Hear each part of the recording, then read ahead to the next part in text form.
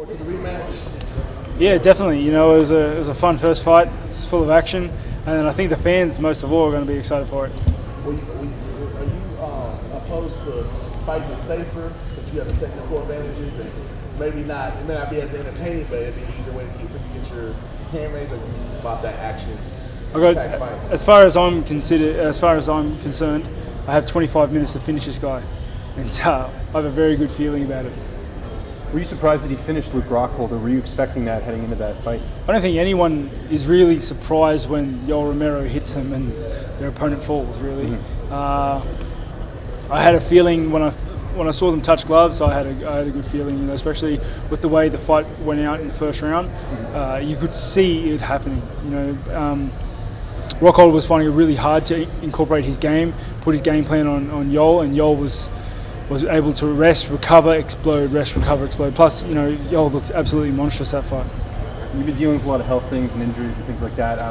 It's been a while since we've seen you in the cage. Where do you feel like you've sort of improved in the gym? And is there any particular area you feel like you've improved?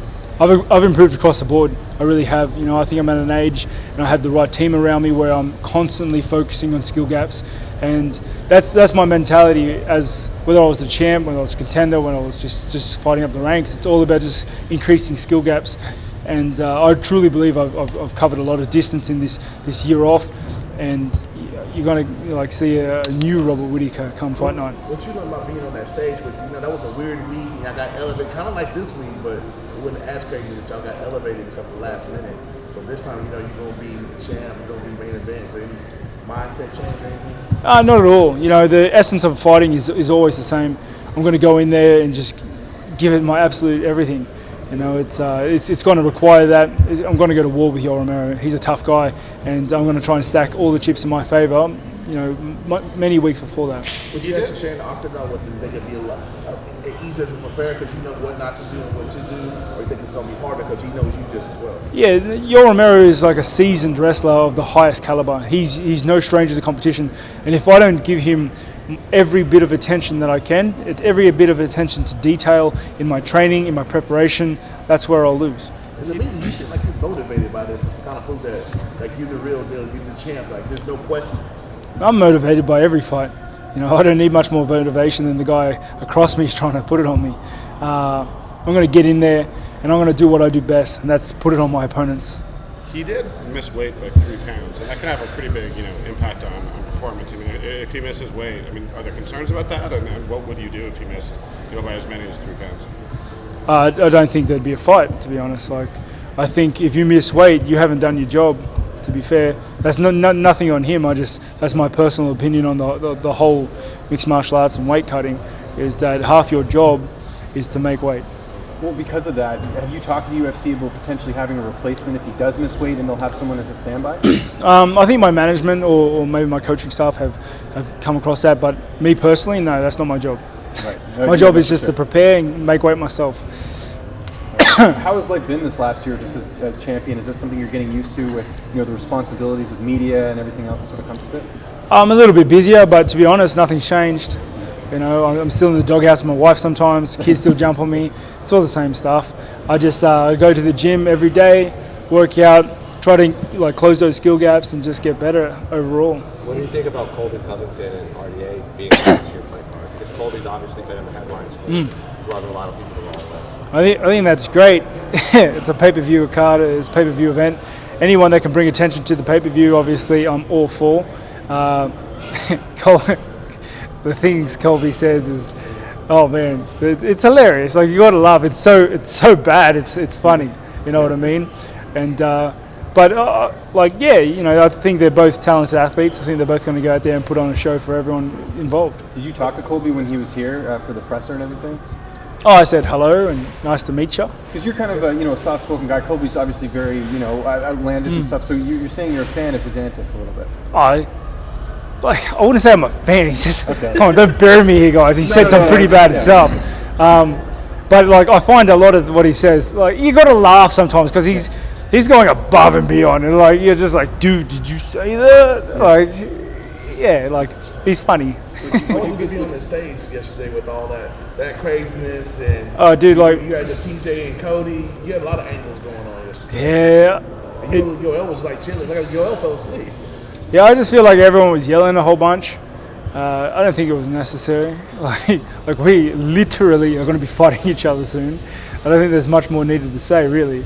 Was it weird coming into sort of the UFC promotional machine, given the week that they've been having, sort of just stepping in the midst of all the craziness? To be honest, like I wasn't privy to a lot of it. Like I landed after all the shenanigans had happened, and I'm not huge on social media, so I'm kind of underground for a lot of it.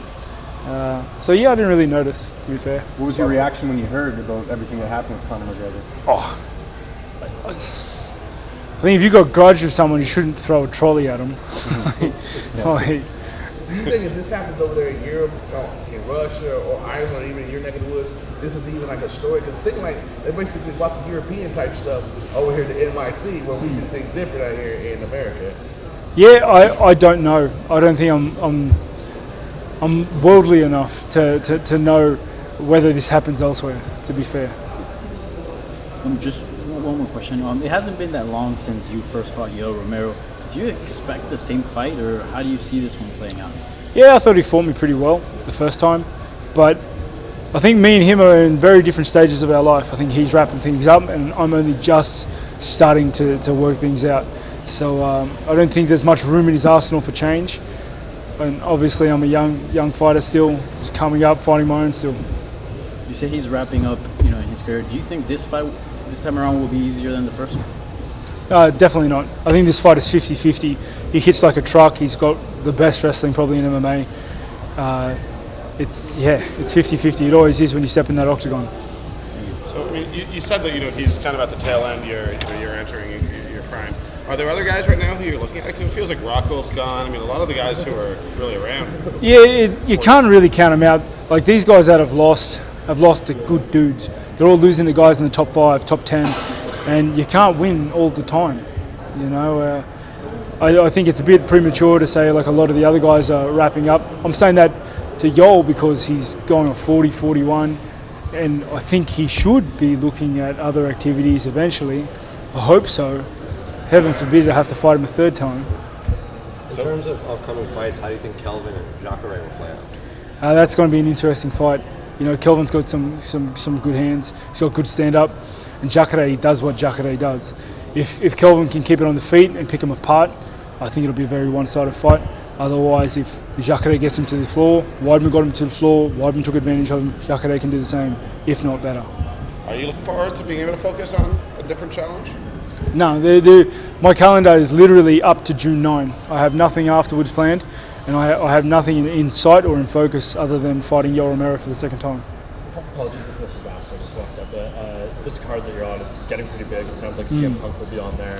They announced this kind of death match between RDA and Colby. As the champion, I assume you're getting pay-per-view points. Is this kind of nice that you're going to, especially for someone that maybe you don't embrace the promotion a ton, they're probably going to do a lot of the legwork for you. Yeah, do you enjoy that? I hope they put animal fights on. Like, I want the pay-per-view to go through the roof. You know what I mean? Like, I want to see monster trucks. I want to see car races. I want to see everything. Yeah, let's stack it up. So you're happy? Yeah, I'm pro pay-per-view. There you go.